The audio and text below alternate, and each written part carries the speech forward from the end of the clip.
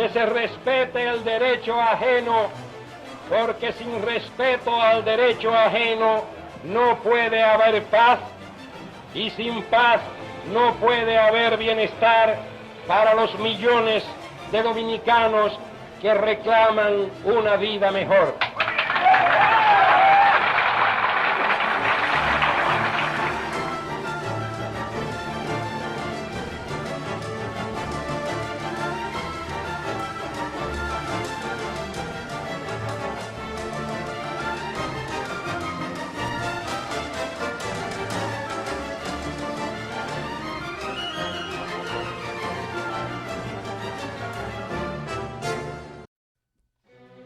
Tras la caída de la dictadura encabezada por Rafael Leónidas Trujillo, el 30 de mayo de 1961, el pueblo dominicano inició un proceso de lucha por la democracia. Se vivieron horas inciertas con la familia del tirano, que pretendía perpetuarse en el poder, y las fuerzas democráticas que combatían para impedirlo.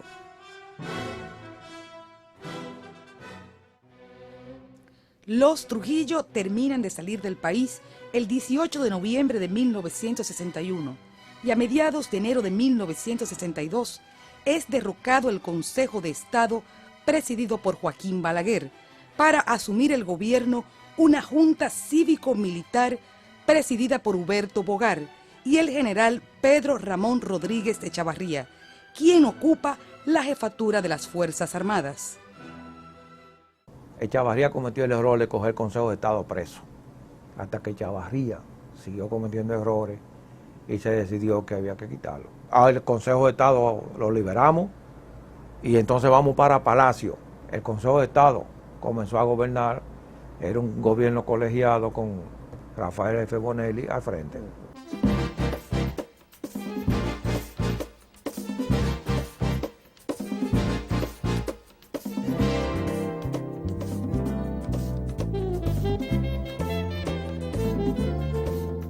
El 20 de diciembre de 1962 se celebran elecciones en las que se enfrentaron el doctor Viriato Fiallo de la Unión Cívica Nacional y el profesor Juan Bosch del Partido Revolucionario Dominicano, el cual resultó electo por abrumadora mayoría de votos.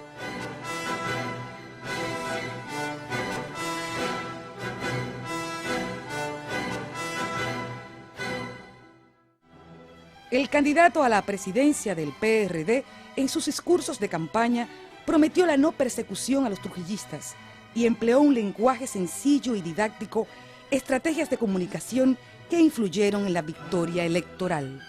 También contribuyó a esta victoria su programa de gobierno, caracterizado como democrático, plural y justo. A principios de febrero de 1963, antes de asumir la presidencia, Juan Bosch convocó a los legisladores electos a integrar el Congreso Constituyente con el objetivo de impulsar un proyecto democrático e institucional para dotar al país de una constitución que respaldara jurídicamente las reformas contenidas en el programa que presentó durante la campaña electoral.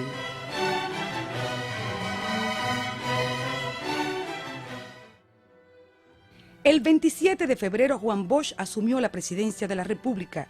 A la toma de posesión asistieron prominentes políticos latinoamericanos, presidentes de diferentes países y, de manera significativa, el vicepresidente de Estados Unidos, Lyndon B. Johnson, en representación del presidente John F. Kennedy.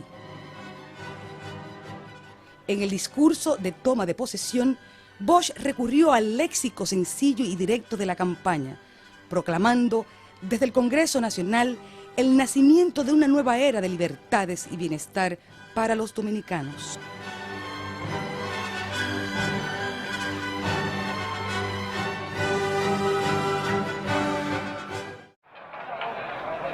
El doctor Segundo Armando González Tamayo y yo acabamos de jurar que desde nuestros cargos de vicepresidente y presidente de la República cumpliremos y haremos cumplir la Constitución y las leyes que nos gobiernan.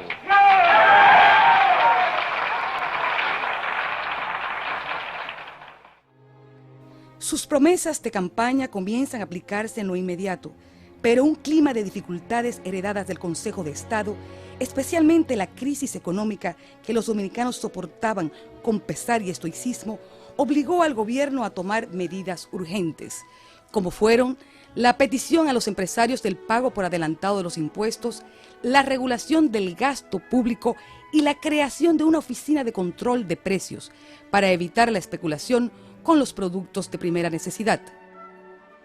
La disciplina en el gasto público corrigió distorsiones económicas heredadas del gobierno anterior, como fue el desequilibrio en la balanza de pagos. El gobierno adoptó otras medidas, entre las que se encontraban la recuperación de los bienes del Estado en manos de la familia Trujillo, la rebaja de los sueldos a los altos funcionarios, que incluía al propio presidente de la República, las restricciones en el gasto de las instituciones autónomas del Estado, las cuales gozaban de presupuestos muy elevados, y la obligación a los exportadores de entregar al Banco Central el 100% de las divisas obtenidas en sus operaciones.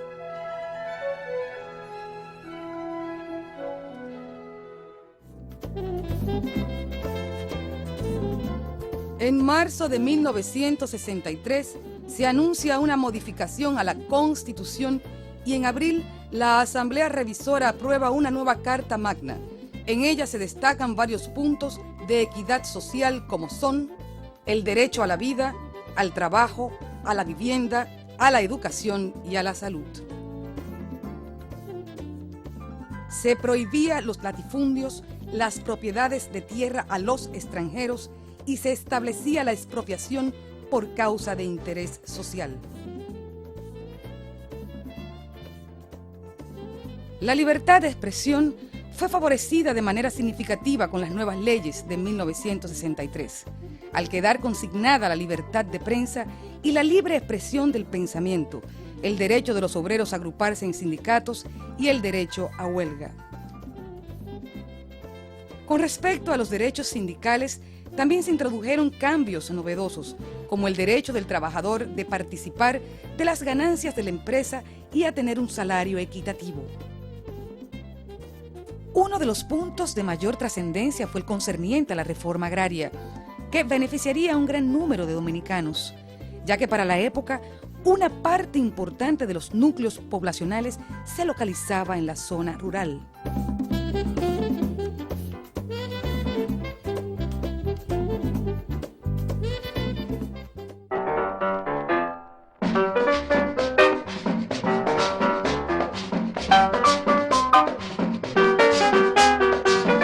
Establecer cambios radicales mediante leyes en la estructura social, económica y política del país implicaba grandes retos, los cuales fueron asumidos por el Partido Revolucionario Dominicano.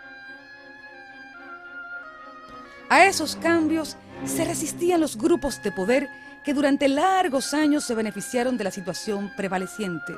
La oligarquía dominicana sufría un atraso secular que le impedía asimilar y entender los cambios sugeridos por una nueva generación de dominicanos seguros de la posibilidad de que el país entraría definitivamente en la modernidad. La crisis económica con repercusiones sociales que se heredó del gobierno presidido por el Consejo de Estado y las implicaciones de una reforma constitucional que evidenciaban y hacían inminente un cambio en la vida de los dominicanos, generaron contradicciones y conflictos entre las clases, los sectores sociales y los grupos de poder, situación que afectó considerablemente la gobernabilidad y la precaria estabilidad democrática. Juan Bosch tenía de frente la oposición de los sectores conservadores de la sociedad, los cuales ya antes de las elecciones se habían puesto de acuerdo para adversarle. Bosch se hace cargo de la cosa pública, pero inmediatamente comienza el fuego contra su gobierno. Por cualquier cosa era una crítica severa, a la que se sumó de una manera reprochable, ese es el término, la propia Iglesia Católica. Bajo estas tensiones, y a pesar del gran esfuerzo del gobierno por corregir las distorsiones económicas, la crisis no pudo ser superada. Esta situación puso de manifiesto con toda claridad los diversos antagonismos que se suscitaban en la sociedad, entre ellos la oposición de los principales partidos políticos, las exigencias que hacían los sectores de poder económico y la desavenencia de la jerarquía católica. El papel de un sector de la Iglesia que apoyaba la conspiración se evidenció en la declaración del 25 de abril de 1963, emitida por la Conferencia del Episcopado, en la cual se formulan críticas a la nueva Constitución, diciendo que no estaba de acuerdo con los derechos de Dios y de la Iglesia.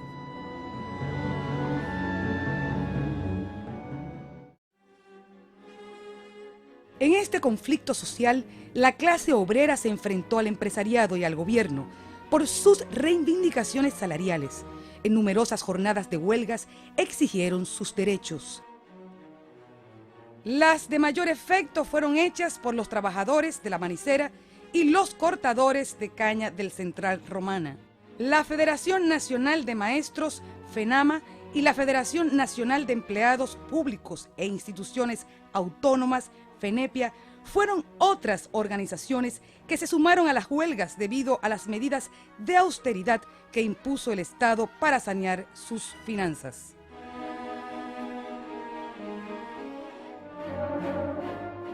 En junio de 1963, los problemas económicos y la agudización de los conflictos sociales, así como el estallido de violentas huelgas, dieron pasos a los planes conspirativos contra el gobierno. La campaña de los opositores tenía como único objetivo derrocarlo. En el mismo mes de junio surge Acción Dominicana Independiente, cuyo propósito era luchar por la democracia y en contra del comunismo. Utilizó como pretexto principal que Bosch y su gobierno podían conducir al país a un régimen comunista.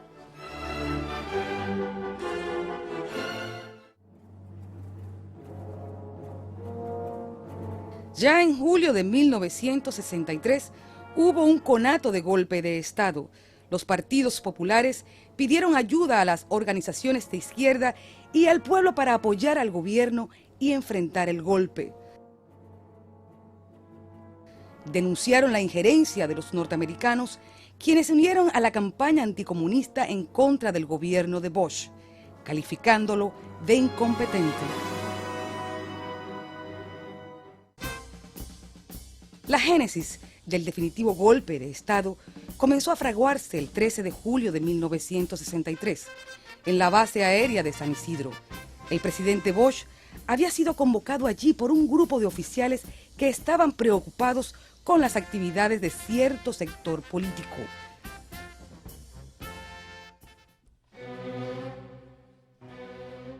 El contenido de esa reunión fue explicada por Bosch unos días después durante una alocución televisiva.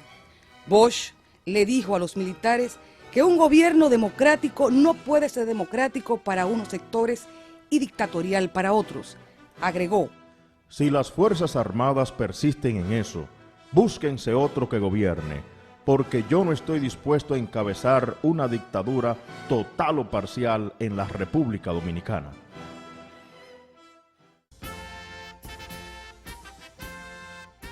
La oficialidad reaccionó inmediatamente diciendo que no habían querido decir eso y que nadie había pensado en eso, porque tampoco ellos querían una dictadura.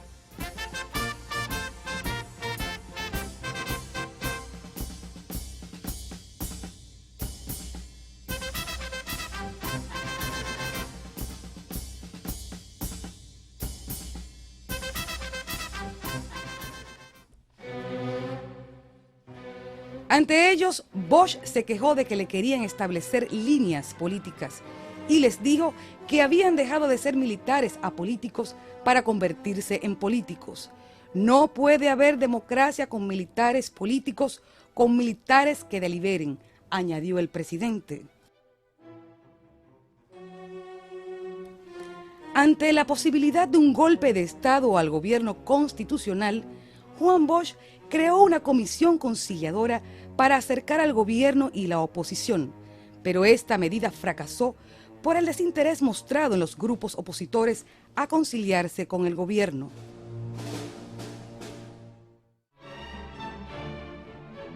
En agosto, las manifestaciones de reafirmación cristiana fueron un recurso utilizado por los conspiradores, en medio de las cuales denunciaban el supuesto carácter comunista del gobierno constitucional. Dichas manifestaciones consistían en la reunión pública de los sectores que respaldaban la conspiración y gente del pueblo que portaba cruces sobre sus hombros.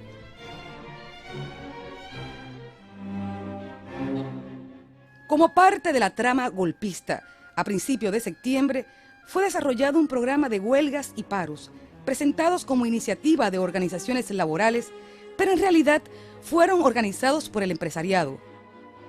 Diversos comunicados de la época recogen la postura beligerante de los empresarios en contra del gobierno constitucional y en respaldo de los planes conspirativos. El 24 de septiembre, el presidente Bosch se reunió con los altos jefes militares, comunicándoles su temor de que algunos oficiales, guiados por políticos, podrían presentarse al Palacio Nacional para ejecutar un golpe de Estado, expresándoles que el día que esto ocurra, también habrá oficiales que saldrán a defender el gobierno constitucional, y habrá lucha entre las Fuerzas Armadas, y habrá sangre, y yo no he vuelto aquí a derramar sangre.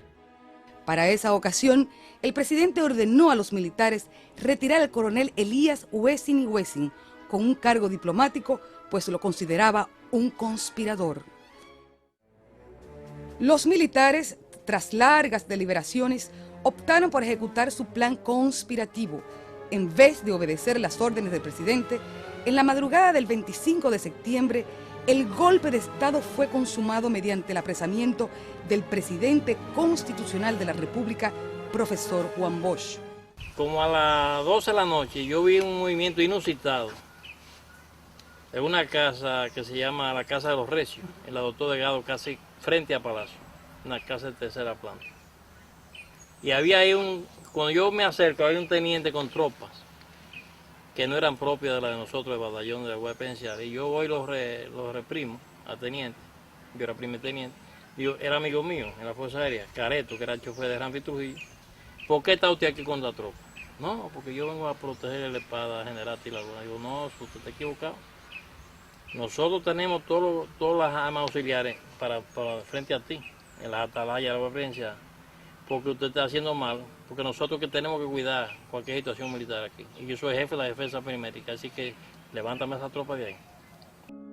En su confinamiento, el depuesto presidente le dirigió una carta al pueblo dominicano, en la cual se expresaba de la siguiente manera. En 7 meses de gobierno no hemos derramado una gota de sangre, ni hemos ordenado una tortura, ni hemos aceptado que un centavo del pueblo fuera a parar a manos de ladrones. Los hombres pueden caer, pero los principios no. Nosotros podemos caer, pero el pueblo no debe permitir que caiga la dignidad democrática. En la víspera al golpe de Estado, un grupo de oficiales opuesto a este se encontraban dispersos y aunque fue difícil localizarlos, se agruparon en el recinto de la academia en espera del coronel Fernández Domínguez. El oficial se encontraba reunido con Bosch en su casa, quien le informó lo que estaba pasando. Este le ordenó que movilizara de inmediato a los oficiales en quien confiaba y que él, Bosch, se mantendría en el Palacio Nacional en espera de que actuaran. Fue entonces cuando Fernández Domínguez se dirigió a la academia para implementar los planes que ya estaban pactados, consistentes en evitar el golpe. En ellos, el factor sorpresa sería absolutamente vital para lograr la misión. A todo esto, el mayor general Viñas Román recibió un mensaje del coronel Fernández Domínguez, comunicándole que en el Cefa centro de enseñanza de las Fuerzas Armadas y San Isidro, se observan movimientos de tropas y equipos preparándose para dar el golpe de Estado contra Bosch. Estoy listo con mis oficiales para poner en práctica los planes que eviten el golpe. A lo que Viñas Román respondió: dígale a Rafaelito que mientras yo sea secretario de las Fuerzas Armadas aquí en este país no se va a producir un golpe de Estado. Que se esté tranquilo, que no va a haber nada. Señores, vamos la Chapela y yo para la academia. Y usted sabe el brinco que yo di cuando yo vi que el primero que firmaba el documento, el comunicado para derrocar al presidente Juan Bosch, era Víctor Elvis Viñas Román. En el Palacio Nacional, Fernández Domínguez contaba con el apoyo del primer teniente Freddy Piantini Colón, comandante de los tanques al servicio de la seguridad presidencial. Frustrada la posibilidad de evitar el golpe, el coronel Fernández Domínguez, acompañado por 11 oficiales, planeó entonces la liberación de Bosch, asaltando el Palacio Nacional, idea que fue desestimada por el propio presidente Juan Bosch al considerar esa acción como un suicidio. Un gran número de los oficiales conjurados fue cancelado y el coronel Fernández enviado al exilio como agregado militar en Madrid. Los golpistas prometieron respetar los derechos humanos y mejorar las condiciones de vida. Sin embargo, a pesar de las promesas, emprendieron persecuciones en contra de los opositores al golpe de Estado. Tras el golpe de Estado, los militares disolvieron el Congreso Nacional, anularon la Constitución de 1963, declararon fuera de la ley la doctrina comunista marxista-leninista, fue puesta en vigencia la Constitución del 16 de septiembre de 1962. Se ordenó el cierre de las emisoras radiales y se impuso el estado de sitio, dándose inicio a la persecución de centenares de dominicanos acusados de ser comunistas.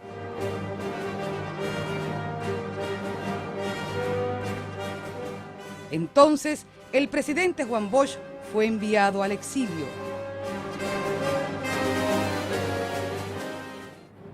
Los principales protagonistas del golpe de Estado fueron los representantes del gran comercio importador y exportador, los grupos corrompidos de las Fuerzas Armadas, los terratenientes, parte de la alta jerarquía católica, los grandes industriales y el sector político de la Unión Cívica Nacional, conocido como los cívicos.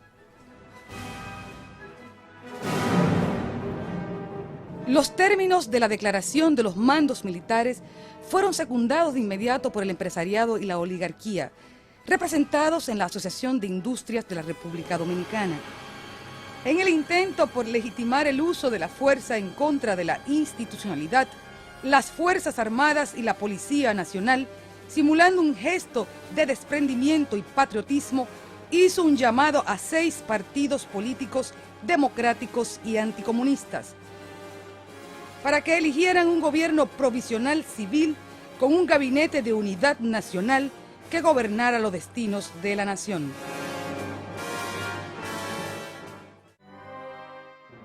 Escogieron 3 distinguidos ciudadanos, los cuales fueron aceptados por el comando, quedando formado un triunvirato con un presidente y 2 miembros.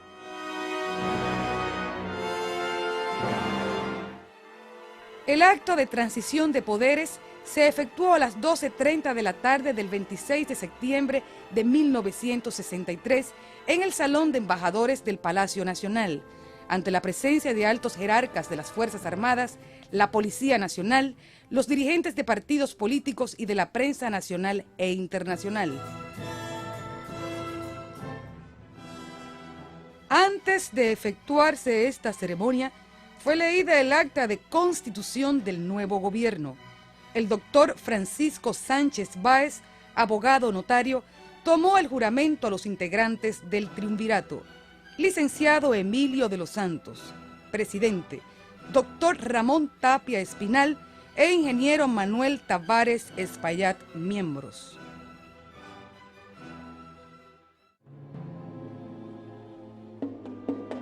Las consecuencias inmediatas del golpe de Estado contra el gobierno constitucional fueron el aborto del proceso democrático que vivía el país en esos momentos y el surgimiento de un proceso de inestabilidad política. De ese modo crearon las condiciones para que los sectores conservadores y neotrujillistas retornaran al poder. Los congresistas de 1963 desarrollaron una sesión clandestina en la cual condenaron el golpe de Estado y eligieron al presidente del Senado, Juan Casas Novas Garrido, como presidente provisional de la República, pero este fue apresado y deportado 3 semanas después.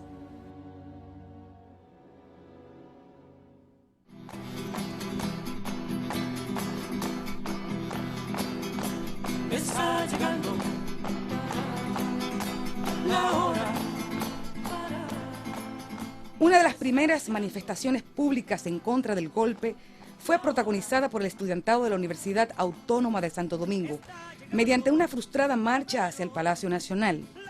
Esta manifestación fue reprimida por la policía, dejando un saldo de centenares de apresados y decenas de estudiantes heridos.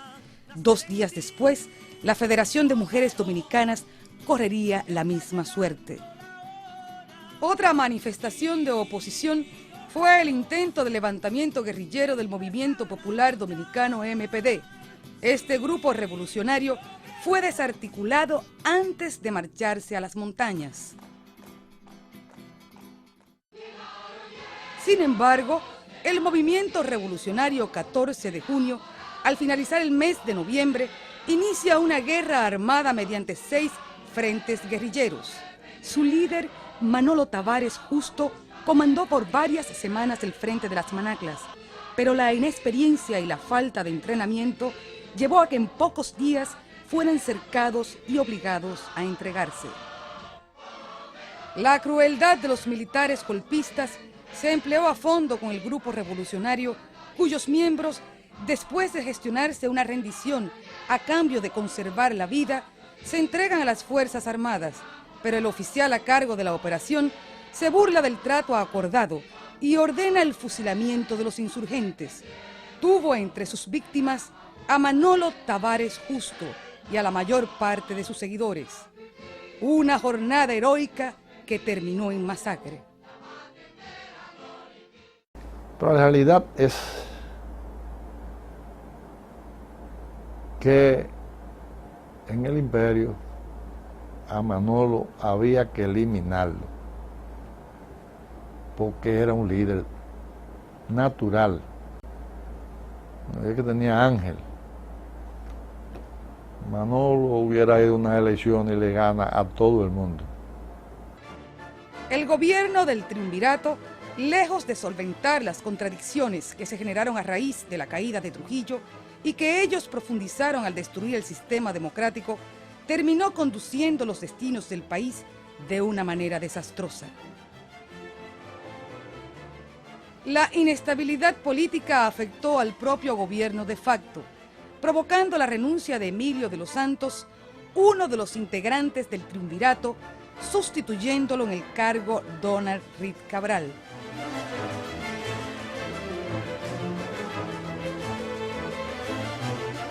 Este cambio en el gabinete fue acompañado con el respaldo definitivo del nuevo presidente de Estados Unidos, Lyndon B. Johnson, que tras el asesinato de Kennedy inauguró una auténtica política de gran garrote hacia América Latina, apoyando regímenes represivos.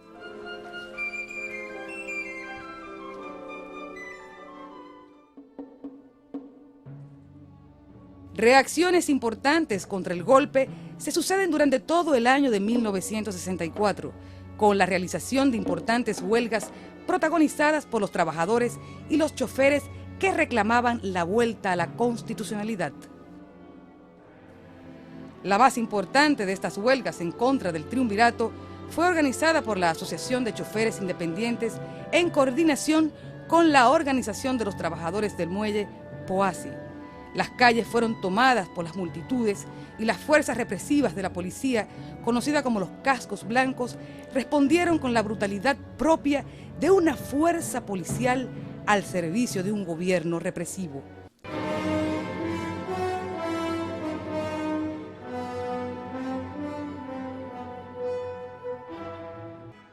El país se paralizó en varias ocasiones y la población utilizaba la jornada de protesta para exigir las reivindicaciones democráticas anuladas por el golpe de Estado. Este movimiento popular se orquestó desde el seno del PRD, dirigido por José Francisco Peña Gómez. Amplios sectores de la vida nacional se opusieron de manera sistemática a las medidas políticas y administrativas que los gobernantes golpistas implementaban. Conspiraciones, pactos, propuestas de consenso, alianza, fueron algunos de los métodos que la sociedad dominicana gestionó para devolver la constitucionalidad al sistema político.